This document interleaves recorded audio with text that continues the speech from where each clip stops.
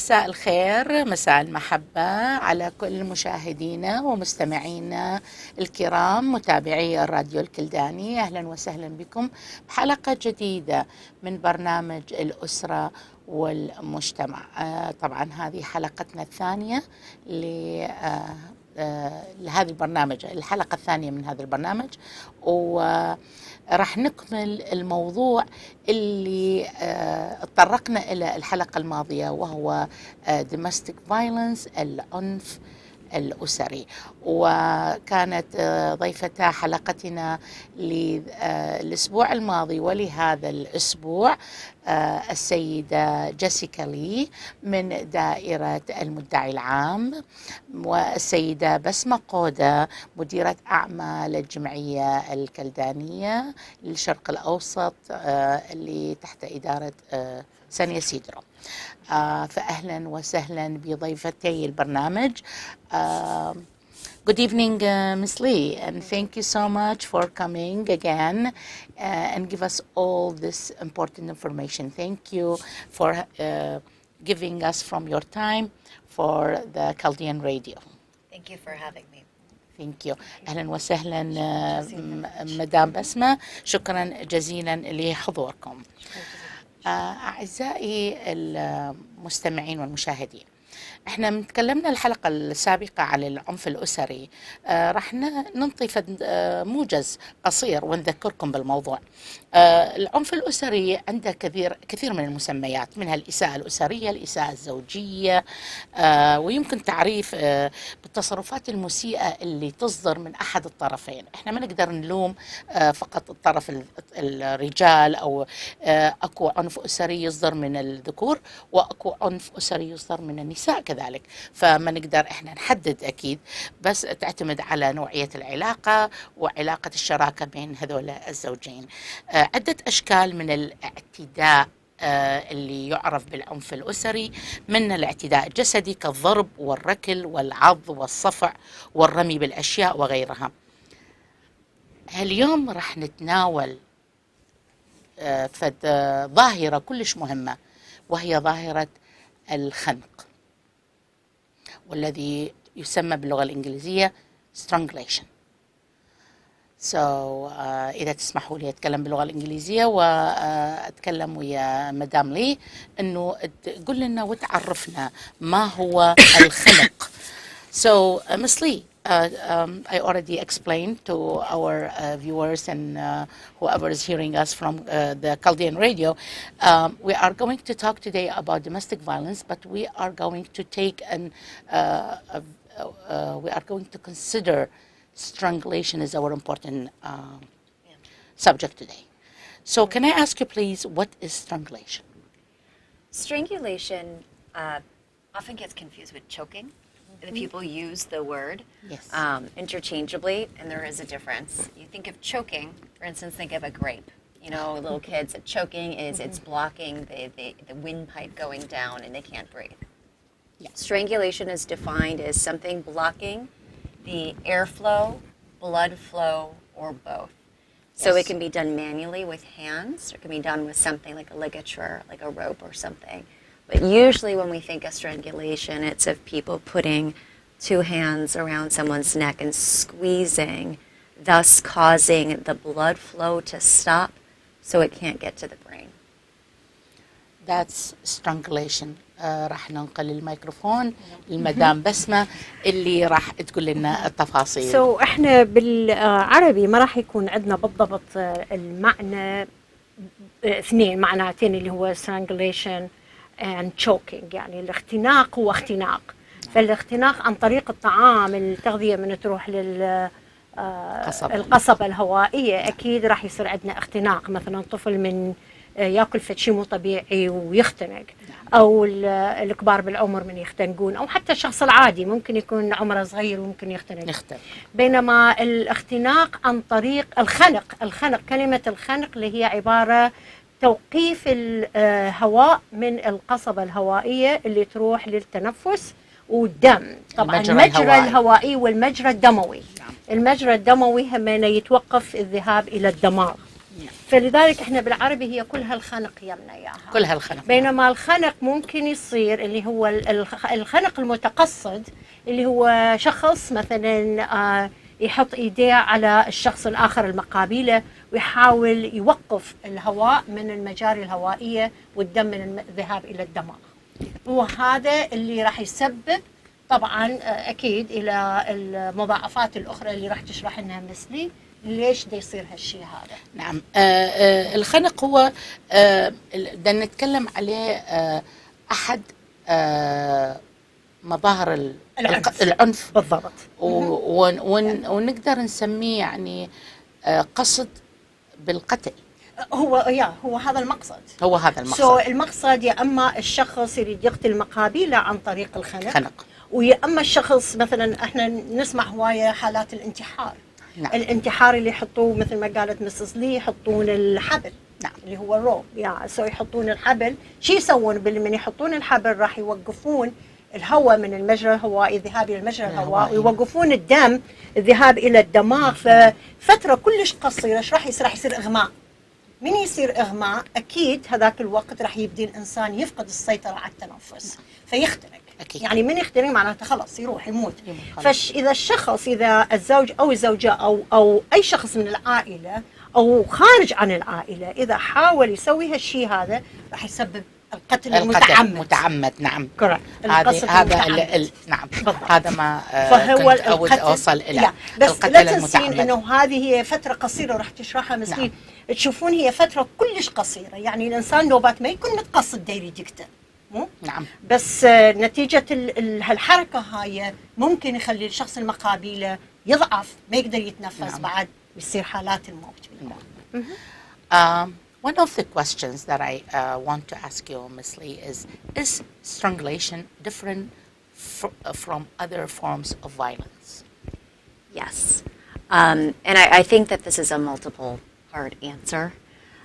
First of all, and I think it's so important that anyone listening or watching this show understand that studies have shown that if somebody is a victim of non-lethal strangulation, meaning thankfully they didn't die as a result of it, studies have shown that they are 7 times more likely to be a victim of homicide.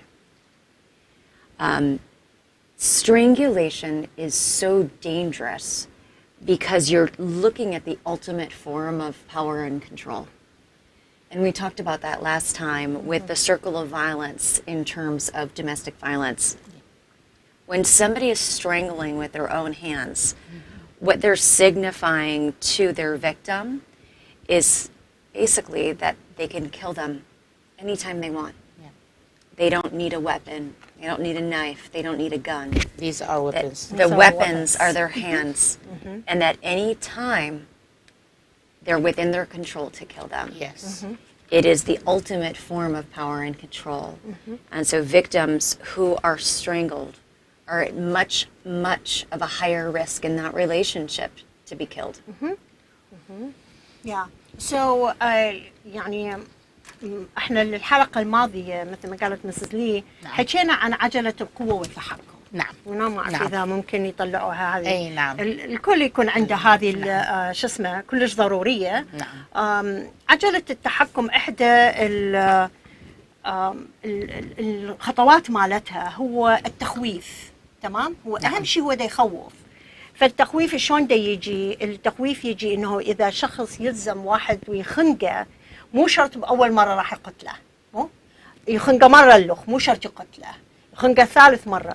فتقول مسز لي إنه ممكن يكون الأشخاص المتعرضين هاي النوعية الخنق يعني أكيد 7 مرات 7% نعم. ممكن إنه يتعرضون للقتل. يعني نفس الشخص راح يكون 7% متعرض للقتل إذا الشخص ظل يخنقه المقابلة يظل يخنقه. نعم. نعم. لأنه من دا يخنقوهم هم مثل ما قلنا بالأول وما يتقصد يريد يقتله، بس شو يسوي؟ يريد يتحكم بالشخص. نعم. فمن دا يصير التحكم بالشخص راح يصير صعوبة إنه يفقد القوة، بالعكس راح يسوي سيطرة. راح يسيطر على الشخص المقابله.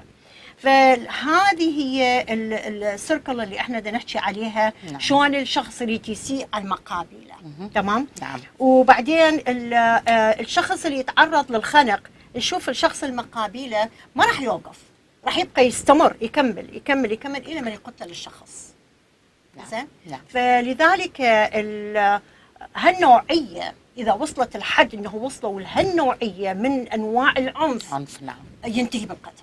أغلبية الأوقات ينتهي بالقتل. I'm going to ask as a woman,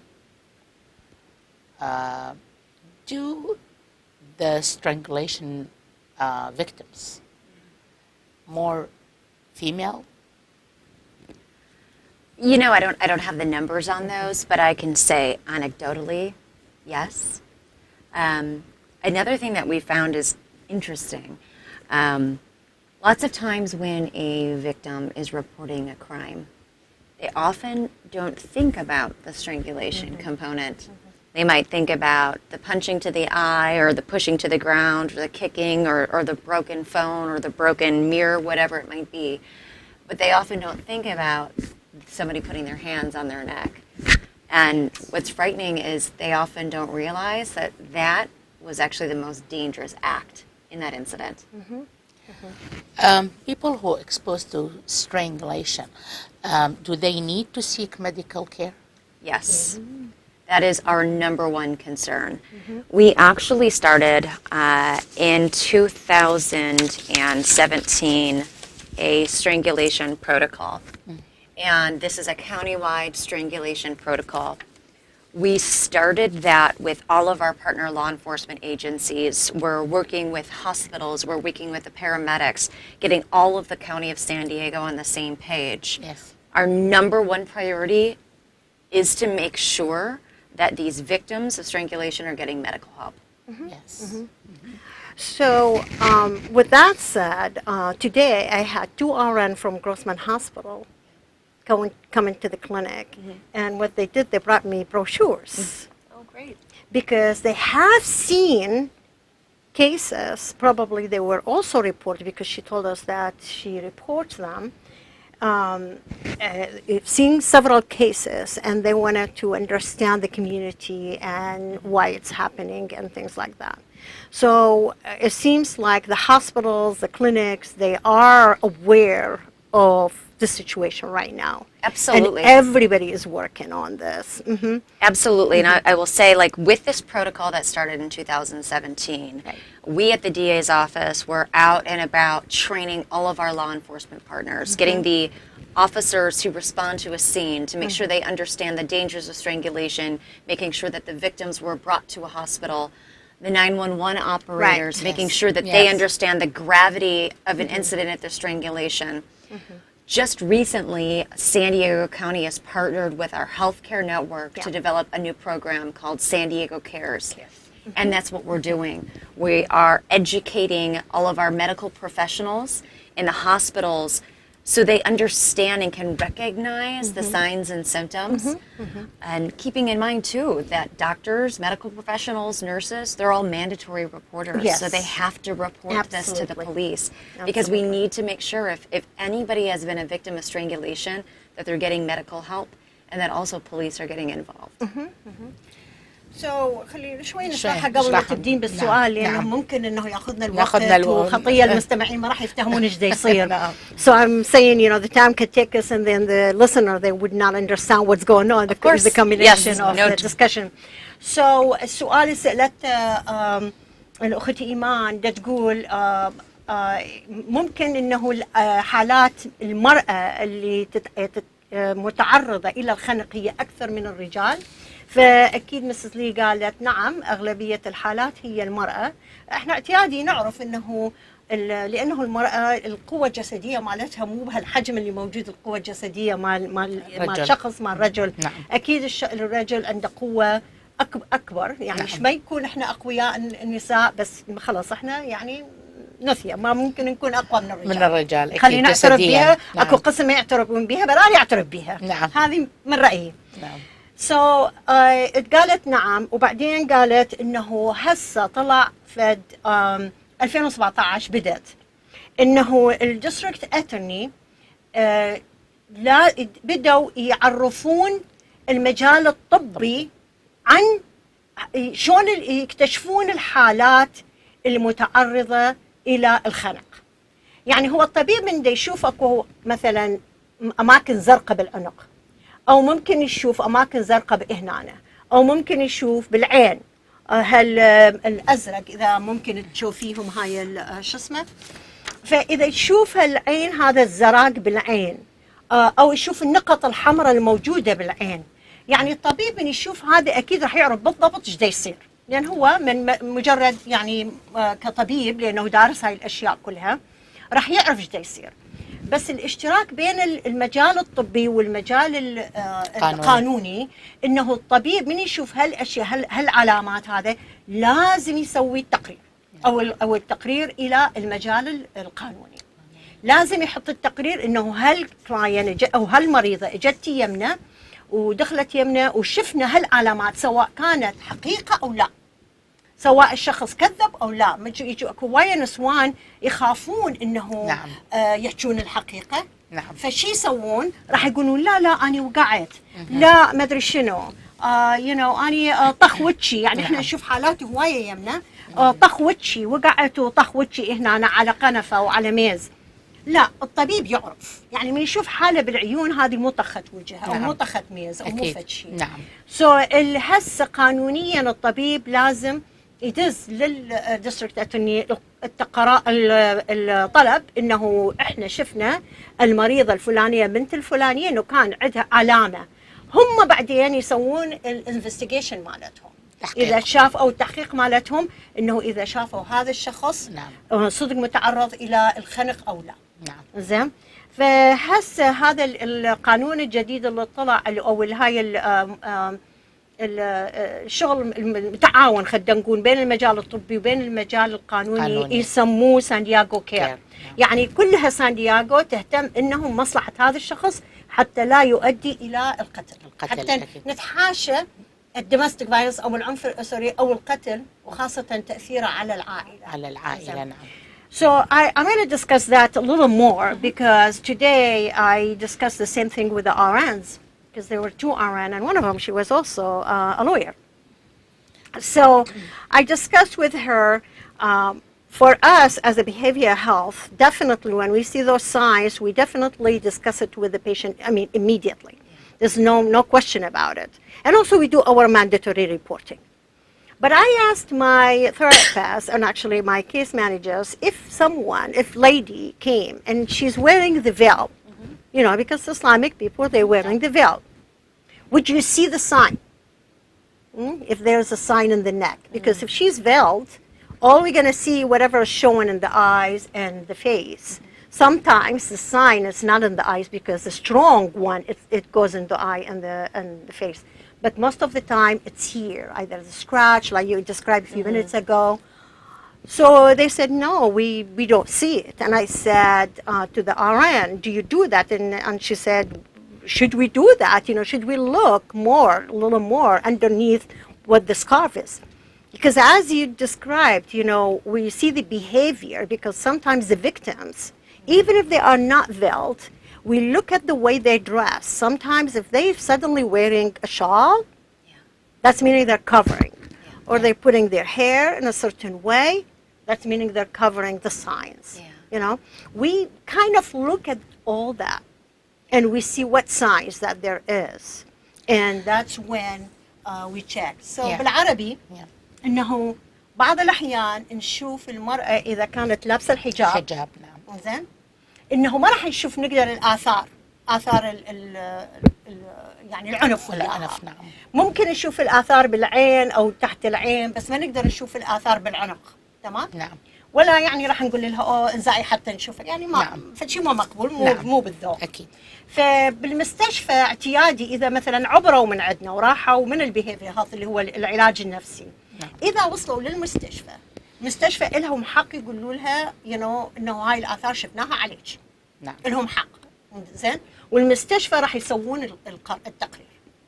ليش ما يصير لازم يسوون. لازم ما دام يشوفون اي اثار جسديه. بالضبط. والحالات الاخرى احنا نشوفها بالعلاج النفسي، نشوف الشخص فجاه بدا بدون سابق انذار بدا يلبس هاي القطع الوصله مثلا الشال. نعم. يلبسوه، يلفون رقبته ما هي تكون حاره مثلا. نعم.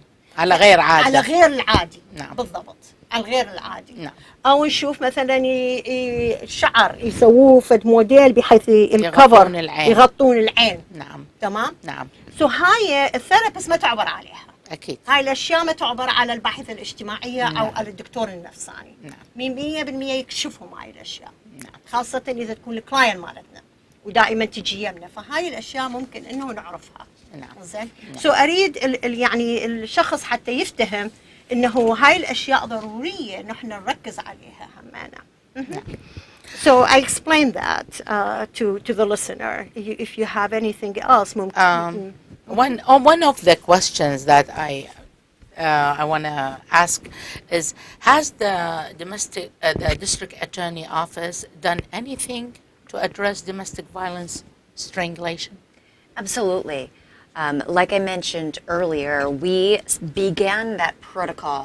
It actually was adopted in February 2017.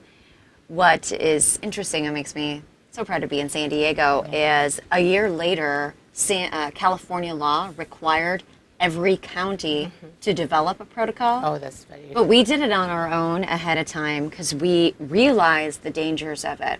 So what this protocol entailed is us getting together with all of the law enforcement agencies. Every police chief signed off on it. We got the medical directors, like I said, paramedics, 911 operators, all on board. And now we have a county-wide approach to strangulation. This took a lot of education on all of our parts, so we could understand the dangers of strangulation and why it's so important. And then a lot of what you said are those signs and symptoms. Sometimes there might not be visible injuries, but that doesn't mean the strangulation didn't happen. For instance, you hear of sometimes people, after they're strangled, they might have a hoarse or raspy voice. Correct. Hoarseness. Yeah. Correct. Now, what makes sense is, you know what that is? That's likely damage to the soft tissues. Correct. Yes. And so there might not be any redness. There might not be any petechiae, which are those little dots in the eyes. Right. But that right there is something that shows us that there's evidence also outside of what just the victim is saying. Correct. So there's a lot of different signs and symptoms. And the purpose of the protocol was so we all know what to look for when evaluating a case, and most importantly, when a victim is being treated, hopefully in the hospital. Yeah. Even I have to ask, there is a point here.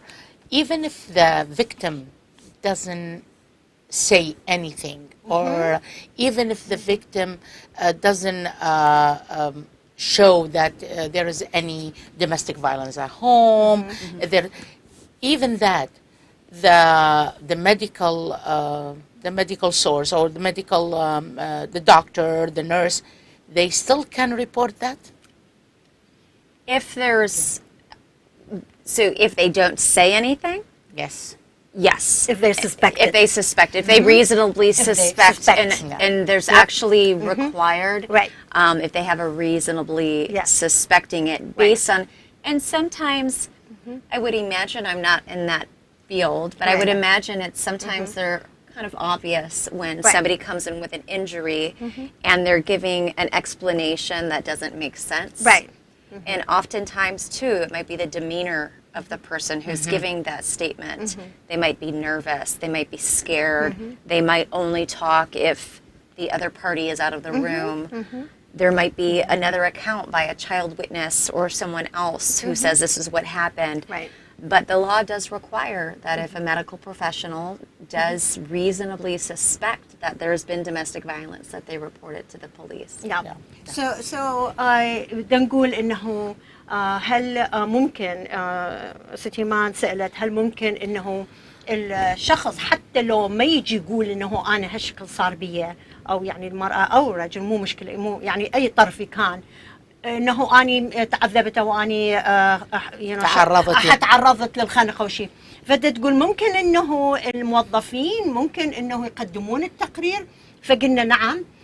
اذا الموظف حس او الدكتور او الباحثة الاجتماعية او مساعدة الباحثة الاجتماعية، اذا حسوا انه اكو اي علامة معينة انه هم هالشخص هذا متعرض الى العنف الاسري، ممكن انه يقدمون التقرير.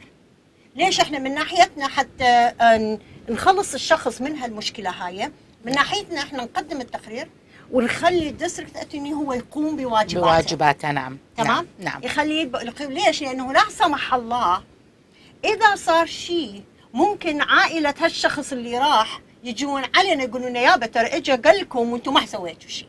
اكيد. فاحنا حتى نحافظ على الشخص من الموت، نعم، او نحافظ عليه من الاذى، نعم، المستقبل، حتى نحافظ على حياته. زين. نعم. نضطر انه نسوي هذا التقرير. فالحلو تقول انه هسه سان دييغو سوتها منها في سان دييغو الكاوني، حاولت هي تسوي هذا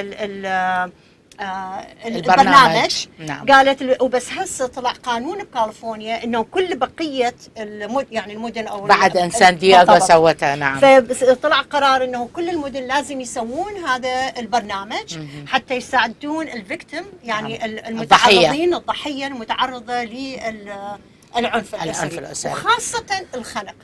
فتقول بعض الاحيان الخنق همينه مو شرط يكون علامه ظاهره. نعم. بعض الاحيان حتى يكون بالصوت. نعم. من يجي واحد ويشوف انه صوته بح فجأة او فقد الاوتار الصوتية. نعم. فهذا علامة ظاهرة انه ممكن هذا الشخص يكون متعرض نعم. الى العنف بدون ما يقول، بدون ما يحكي، فممكن يشوفون هالشيء. احنا طبعا اعزائي المشاهدين والمستمعين ما فاتني أنا شخصيا أنه أذكركم أنه نستقبل اتصالاتكم واستفساراتكم عبر هاتف الراديو الكلداني. طبعا إذا عندكم أي سؤال أو أي استفسار تحبون تسألوا لي مدام لي أو لي مدام قودا على رقم التليفون 619-635-3364 أو عن طريق الماسنجر الأستاذ عدنان منصور. السؤال الثاني أو the other question that I wanted to ask, how prevalent is strangulation in domestic violence? It's quite prevalent. I brought some numbers with us. Yes. Over the last 22 years in San Diego County, strangulation is accounted for 13% of all of our domestic violence cases. Specifically when it relates to the last 2 years, 15% of the cases that are domestic violence were strangulation filed by our office. Just in the year 2018, our office filed more than 250 cases involving strangulation. So I think the numbers speak for themselves. Yeah. Yes, it's actually very highly prevalent. What I think has become helpful is that we are now more aware of it. And the protocol has been really helpful because we ask our officers, 911 operators, medical professionals to ask one question. And has anything been placed on or against your neck? And that, to us, provides so much information because lots of times they were paying attention to the broken, the blue eye, the black and blue eye, or the cut on the arm, and we were kind of missing the strangulation event. But out of all of those, the strangulation is the one that's potentially lethal. Yeah, punching on the eye is not going to kill. Cutting the is not going to kill, but strangulation is really very fast. Very fast. Yes, yeah, it can kill. Yes. So last time we talked about the domestic violence in general, and today we're talking about strangulation. But one of the questions that we wanted to cover last time, and I hope we can cover this time, is how our children are affected by domestic violence, and when the kid sees that, the violence at home, like especially if the dad or the mom or using their hands and punching, and when it comes to, have any cases that there's kids saw strangulation, saw like one of the dad or one of the parents doing that to... Absolutely. Absolutely. And it happens all the time. And I think what we need to understand too is that it's not just eyewitnesses, it's ear witnesses. Yes.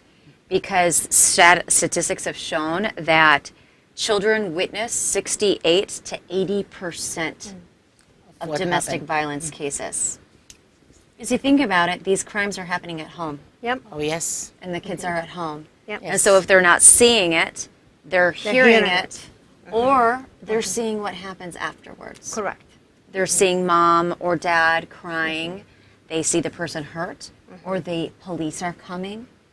And so children are very, very often a part of the domestic violence.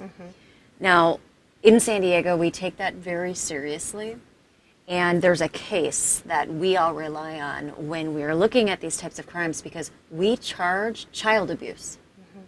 Yes. If somebody commits domestic violence and a child was present, we That's will child abuse. child abuse Yes. for that, in addition to the domestic violence, yes. Because studies have shown, and our courts in California have said, that witnessing domestic violence causes mental suffering to a child. And it's not just short term, it's long term. Long term. So let me explain that before. I know you have more statistics. Yes. So Yeah. let me explain Absolutely. that before you keep going. So ست ايمان سألت انه ايش قد إلى تأثير الخنق على الحالات مال العنف الأسري. شرحت قالت 13% من حالات اللي مسوية يعني تقرير بيها 13% هي حالات خنق. عدد ليس قليل أبدا. عدد ليس قليل. العام مسوين 850 كيس. كلش هواية، هذا العدد كلش كبير. يعني مو عدد قليل، هو مو فد شيء هين حتى واحد ياخذ بيه. فنفضل انه نهتم بهاي الاشياء وندير بالنا عليها. الست ايمان همينه سالت انه هل تاثير الخنق ايش قد كبير على الاطفال بالبيت. فمسز لي شرحت انه الخنق او العنف الاسري هو مو بس فقط بالنظر، يعني اني شفت، يعني الطفل شاف امه او ابوه متعرض للعنف الاسري، لا مو بس يشاف، حتى لو هو بغرفة ثانية مغطي نفسه بالبطانية وخايفة ونازل جوا الشباية أو داخل بالقط. نلاحظ إنه الطفل من دا يسمع هاي الأشياء كلها راح يتعرض لهالموجة من الحالة النفسية القوية كلش اللي راح يتعرض عليها. فهسه القانون بكاليفورنيا فالشي يقول لك إنه أغلبية الحالات 68 إلى 80% الأطفال يكونون موجودين بالبيت. نعم. سواء يشوفوها بعينهم أو يسمعوها بأذانهم. نعم. نجي تأثير العنف الأسري على الطفل هو كلش كبير. راح تقول لنا بعد الأرقام شلون الطفل راح يتربى وهو تحت هالعنف هذا، شلون راح تكون هو نفسيته، يعني حالاته النفسية من يكبر ايش راح يسوي. أكيد. زين. نعم. الطفل متعرض لهال العنف راح يصاب بحالة نفسية غير طبيعية. والجريمة راح تكون جريمتين. الجريمة راح تكون جريمتين. فهو الجريمة مو فقط معرضة للشخص اللي صار به، بينما للطفل راح يعتبر child abuse أو العنف ضد الطفل. نعم. زين. نعم. فهذا الشخص راح يستلم حكمين. نعم. حكم انه ضد الشخص المقابله اللي دا يحاول يخنقه، والحكم لانه سبب انه هالطفل هذا كان متعرض لهالحاله النفسيه، معناته هو تعرض لهالعنف هذا. احنا we're going to discuss the side effect of the behavior health. So it's not only about stopping the airflow and the blood flow to the brain. We go to the behavior health, it's way much more than that. In the behavior health, the trauma event, it comes back like a flash. Yes. The flashback, many people who went through the strangling, the flashback, it has a severe effect become a severe PTSD, like people, they are strangling them. And we notice, not from the domestic violence, but we notice from the war, people who were strangled, they will never forget that event. Never, ever. The rest of their life. So their effect on the PTSD or the trauma, flashback, it is very severe. Absolutely. Very severe. Which is why... And the kids, they fall into that as well. Well, absolutely. Just witnessing any sort of domestic violence, Right. strangulation or otherwise, that's going to cause so much anxiety for a child. Yeah. Just wondering when the next maybe attack is going to happen. I had a great article here I got from Women's Health. It was published in 2019, and it was kind of talking about how children are affected by domestic violence, witnessing it based on their different ages. This article indicated that children in preschool, that if they witness it, the way that they often display their anxiety is bedwetting, increased crying, a difficulty falling or staying asleep, and they show signs of terror, such as stuttering or hiding, and lots of separation anxiety. For kids who are school-aged, they may feel guilty. Yes. And they may blame themselves for not being able to protect the other person. Some of the other things that we've seen is that they might not get good grades in school. They may have fewer friends. They may get into trouble a lot. May have a lot of headaches and stomach aches. And then teens who witness abuse may act out in a lot of other ways too. Fighting, skipping school, risky behaviors, low self-esteem. So these are all side effects of witnessing, because it's exactly what it is. It's PTSD. Right. They've witnessed a traumatic event, and their little brains are trying to figure out how to handle it.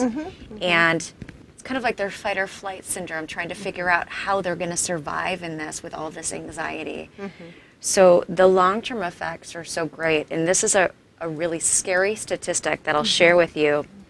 But this is also in this article, and this is from, let's see if I can get a study that was done, Domestic Violence in Children, American Counseling Association. But the statistic says that for a boy who sees his mother being abused is 10 times more likely to abuse his female partner when he's an adult. That was my next question. Yes.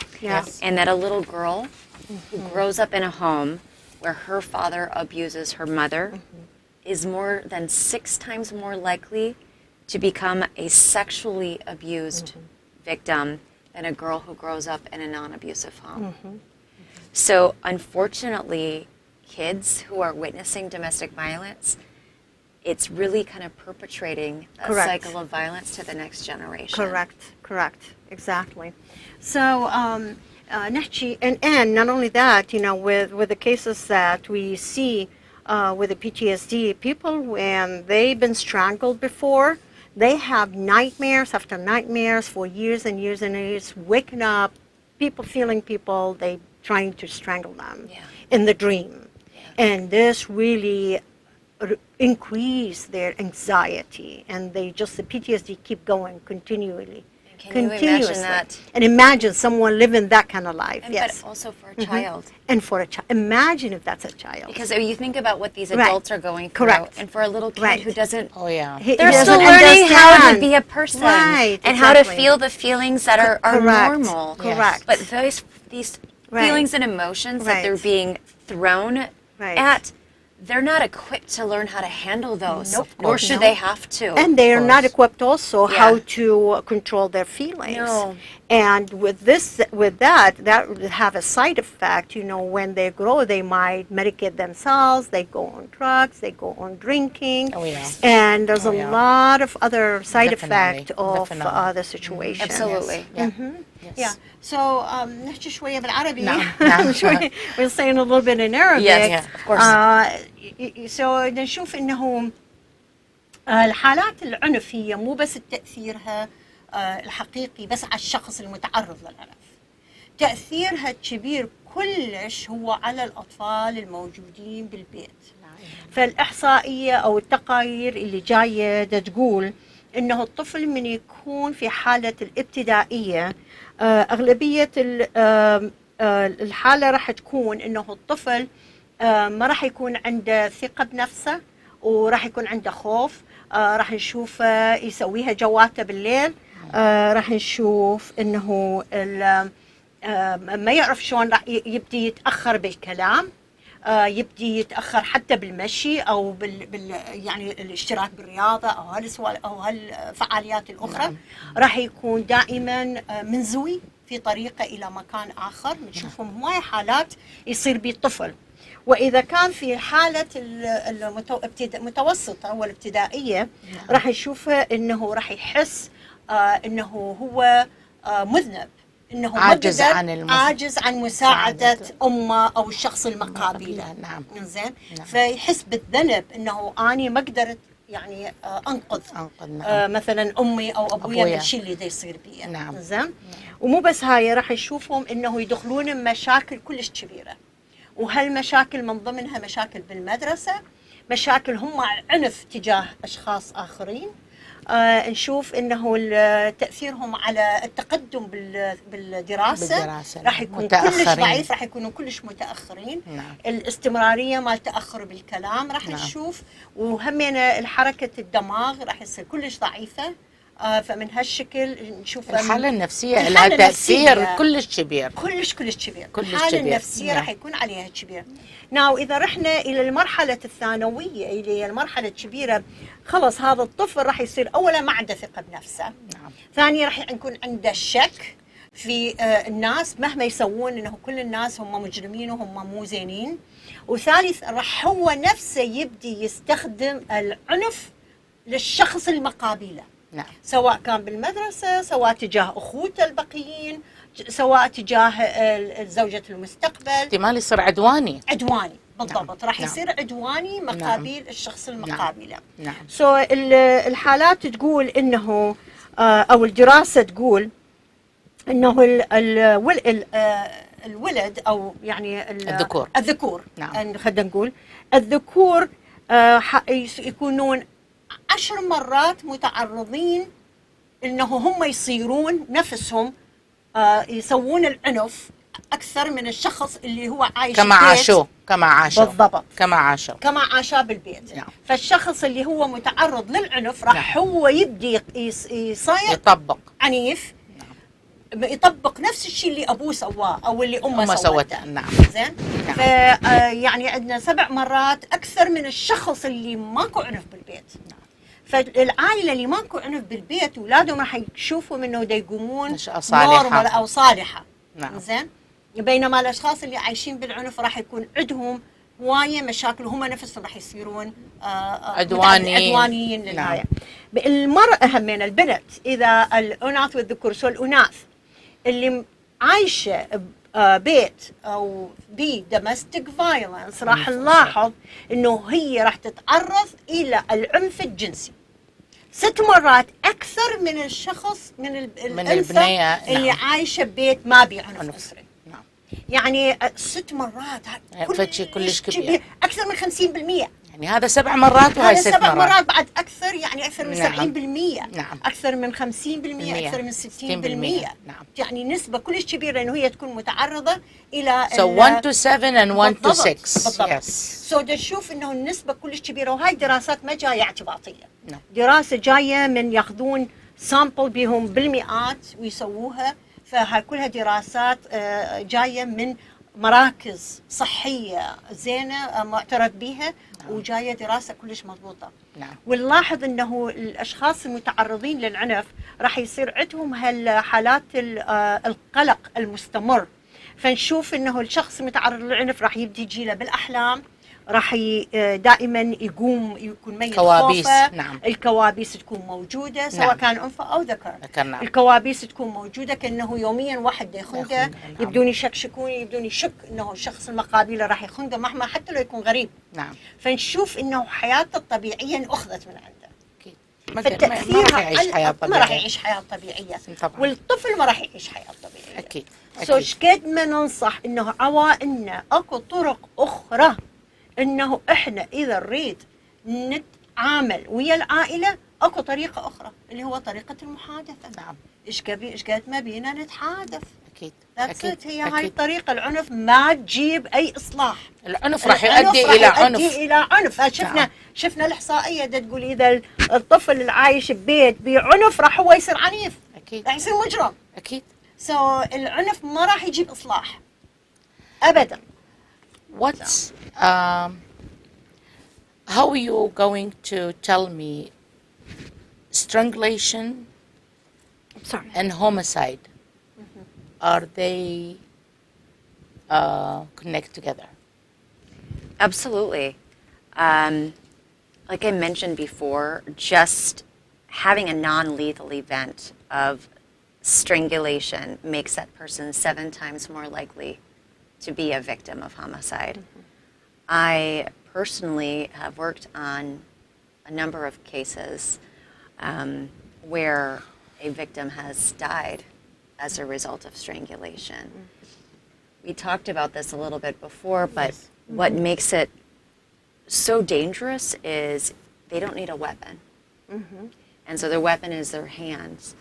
And it really is about the power. And so if somebody has strangled someone, that victim knows that at any time this person can kill them. And if they're willing to, I mean, and it doesn't take very long, and it actually doesn't take much pressure either. Yes. Somebody can be dead within 2 minutes Yes. Yeah. of having the hands against their neck. Correct. Another thing I really, really want to make sure that this audience is aware Yes. is strangulation. If anybody has ever put their hands on or against their neck, they need immediate medical attention. Yes.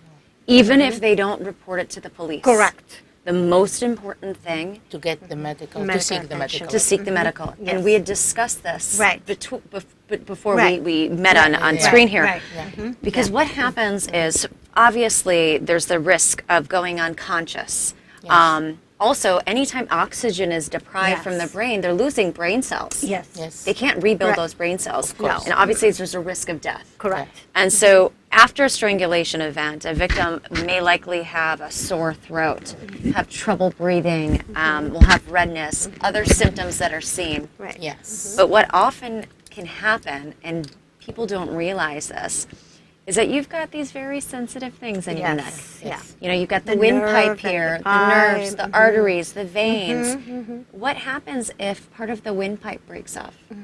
Or what happens if one of the little arteries, it tears? Well, our body has a natural way of healing itself. Yes. And so it may develop a blood clot. And then there's the risk of stroke because that blood clot might travel up to the brain.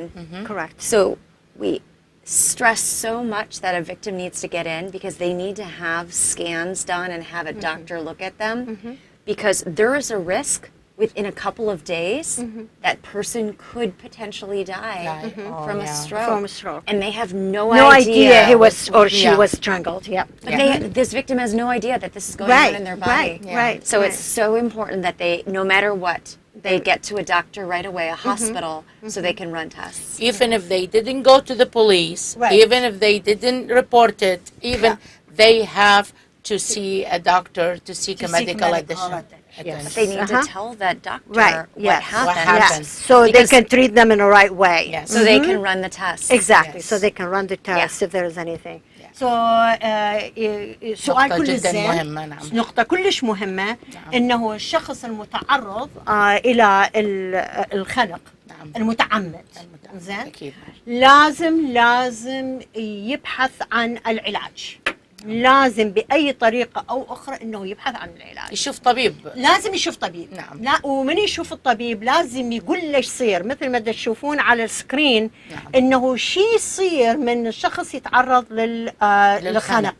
راح نشوف انه بالسكرين تشوفون انه العنق شنو بيه طبعا القصبة الهوائية، بالأوردة، بالشرايين، بالوريد الأبر. سو بيه هواية السكرين ده تبينكم بيه هواية أشياء ممكن تسبب لنا مضاعفات. فمن إحدى المضاعفات هو عبارة عن التخثر بالدم. فالشخص المتعرض للخنق المتعمد ريده يروح يقول له للطبيب ترى اني صار بي هالشكل، فلازم الطبيب يدزه الى فحوصات معينه حتى يشوفون انه اذا صار عنده تخثر بالدم بحيث صاب الدماغ، لانه هو شو راد لها اقل من 27 دقيقه الهواء يروح، الدماغ يبدي يفقد بعض الخلايا، فاذا فقد خلايا ممكن انه ما تتجدد، ما ممكن تتجدد. ومو بس هاي، بالوريد راح يوقف الدم متى يوصل، تمام. والتخثر اللي يصير بالرقبه راح يصعد للدماغ يقتله للشخص بالضبط. نعم. فنشوف انه هوايه فعدها طبعا الدراسه انه الهوايه المصابين هاي القصد الخنق المتعمد. نعم. شو يصير انه ورا 3-4 ايام الشخص يموت بالبلاد كلاث اللي هو التخثر الدم. فمن بس البقيه لا الشرطه تعرف ولا الدكتور ده يعرف ليش ده يصير هالشكل. نعم. لانه الشخص ما يجي يقول زين، يعني ضع حقه همنا. نعم. شو شلون؟ وبعدين ممكن انه الطبيب يلجأ الى معالجه خاصه ويسوي الفحوصات الكامله حتى اذا اكو بلد كلاث او هذا التخثر بالدم حتى راسا يعالجوه، حتى لا يروح بيها ورا 2-3. نعم. تمام؟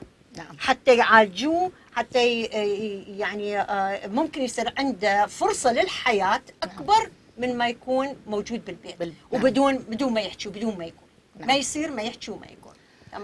We want our audience to know that seeking medical care is very important, and they have, hopefully nobody needs that. Hopefully there is no domestic violence, we wish. But some of them, most of them, they are ashamed. They are afraid to lose their family. They are afraid to lose their kids. They are afraid that maybe financially this lady or this man will be struggling by himself, or by herself, not like if they are together. So how can I let our audience know that, educate them? Yeah. Mm-hmm. What are the sources? Mm-hmm. Well, first of all, whenever I work with any victim, first thing I always let him or her know is that they're not alone. Mm-hmm. And they're never going to be alone. Mm-hmm. Mm-hmm. In our community, we have so many people, so many agencies that they want to help. Our office has victim advocates, and their whole job is to work with victims of crime, and it's to help keep them safe, to help them have a place to live. If there's temporary funding, they can have vouchers for food. There's hotels for people to stay. There's counseling available not only for the victims of domestic violence, but also any child that witnesses domestic violence, they're entitled to counseling. Yes. So there's so many agencies just here in East County. There's so many different agencies for advocacies that want to help. Yeah. Another thing I really like to stress, and we talked about this last time, there are some cases absolutely where the abuser needs to go to prison. And I don't think anybody will doubt if there's a severe stabbing, a murder, whatever it might be, those people need to be removed from society because they're a danger. Of course. But there's some cases when it's I'll call it a lower level, although all domestic violence is not okay. But if it's a first-time offense and there's no injury, what we're looking for is to keep the family together. Yes. Yes. There might be a time where the family needs to be apart a little bit, but the whole goal is to get the family the tools that they need. Yes. If somebody has an anger problem, we want to get them into some anger classes. Correct. Yes. So they can learn how to handle their temper, learn how to handle difficult situations in a better way, then also in the meantime get the person who was the victim the counseling they need so they feel strong. Correct. So they know that this abuse isn't okay. It's not, And they're setting a good example for their kids. Right. Because otherwise these kids are growing up thinking this is okay. Yes. This is a normal relationship. Normal life, And so like in our community, when they come back from back home, it's okay. It's just a slap. Yeah. It's just a punch. We're teaching it's just our kids. we're teaching our kids, but and it's not your hand to yourself. Yeah. That's not how. That's not how. This is not how we discipline our kids. How we deal with difficult situations. Right. And so I understand the reluctance, absolutely. Yes. But sometimes getting involved in the criminal justice system is actually going to be a good thing for the family in the long run. Yes. Yeah. Because it's going to force the abuser to get help. To get help, right. And we all know sometimes people aren't willing to take help until they either recognize there's a problem or they're made to do it. Right. And if they're not going to recognize it on their own, then we do sometimes need to get the court involved to make them do it. Correct. Yes. Correct. And so that's our hope. so حتى نحاول ان ننهي فشي حلو انه ست ايمان كانت تسال انه شلون نساعد العائله اللي متعرضه لهالعنف الاسري. فمس ليدة تقول انه اكو هوايه مساعدات متوفره للعائله حتى المتعرضه للعنف الاسري. اكو هوايه جمعيات ممكن تساعد، وممكن اكو هوايه علاج للشخص اللي دا يقدم العنف، لانه ممكن الشخص اللي اذا يقدم العنف يعني هو اللي يصير اللي هو المعتدي ممكن انه ما يعرف بنفسه انه هو عنده الحاله اللي هي حاله قلق مستمر ودائما يستخدم العنف، ممكن ما يعرف بها، يمكن يسويها بدون تقصد. تمام. هو ما يريد فمعناته انه اذا دا يصير هالشكل حالات ممكن يكون اكو علاج لها. فبعض الأحيان أنه إحنا من ننطي خبر للشرطة هي لفائدة العائلة. قسم يعني مثل ما قلنا قسم يعني يخجلون، قسم يخافون لا يخسرون العائلة، لا يخسرون الأطفال. بس هو القصد من العلاج هو مو فقدان العائلة. لأن بالعكس ممكن أنه بهالطريقة العنف ممكن نفقد العائلة. أكيد. ممكن الأولاد هو نفسه راح يكون عنيف، ممكن يروح للسجن، ممكن يروح للمخدرات، ممكن يروح للشرب، ممكن يروح لغير أشياء، ممكن يروح بالشارع يعتدي على أشخاص آخرين. فإحنا حتى نتحاشى هذا الشيء، حتى نحاول إنه نخلي العائلة تكون في محبة. زين. بعض الأحيان هاي التقارير هي مو عبارة لهدم العائلة أكيد. أو تفكك الأسرة. هي مو تفكك الأسرة، هو بالعكس إذا الشخص هو الطريقة الوحيدة اللي يعرف بها هو العنف ممكن إنه نقدمه للعلاج والعائلة ترجع وتكون يعني بمحبة. يحتاجون بالضبط فترة انفصال وبعدين يرجعون مرة الأخرى، لأنه المقصد من الديستريكت اتورني هو مو فسخ العائلة أبدا، هو حط العائلة لبعضها. فالخوف والخجل المفروض ينشال من الجارية مالتنا. This subject is like if we talk until tomorrow, this subject won't be, we can't cover this subject because there is a totally different type of domestic violence, and today we really talked about strangulation, especially. I think the time of our program is almost done, and it's almost done. It's almost done, and at the end of this show, Ms. Lee, I really want to thank you, and we hope that. Thank you so much for all the good information, and we hope that we're not gonna see a lot of cases, but our point is to educate our audience and to tell them that whoever need help, there is help.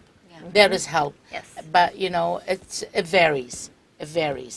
Sometimes they will need help, but they are really struggling to call or to tell the police that I am in a big problem.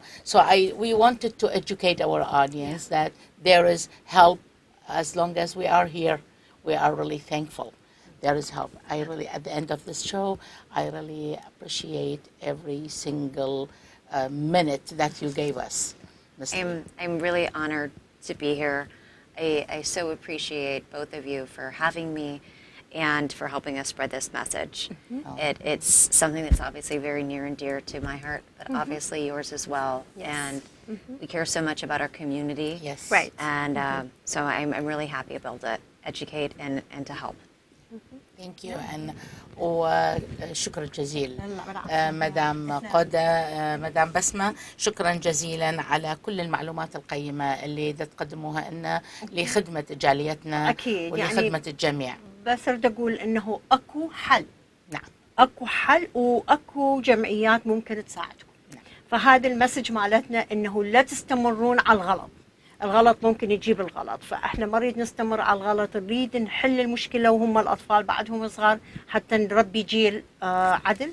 وأنا متشكرة لكم حتى نوصل هالمسج لأنه كلش ضروري. احنا جدا شاكرين وقتكم وشاكرين المعلومات القيمة اللي تنطونا إياها. أعزائي المشاهدين والمستمعين، راح نلتقي بكم إن شاء الله بحلقة جديدة من برنامج الأسرة والمجتمع، نتناول بها مواضيع تخص تفيد المجتمع وأسرتنا وجاليتنا. إن شاء الله نلتقي بكم الأسبوع القادم. شكرا جزيلا وتصبحون على خير.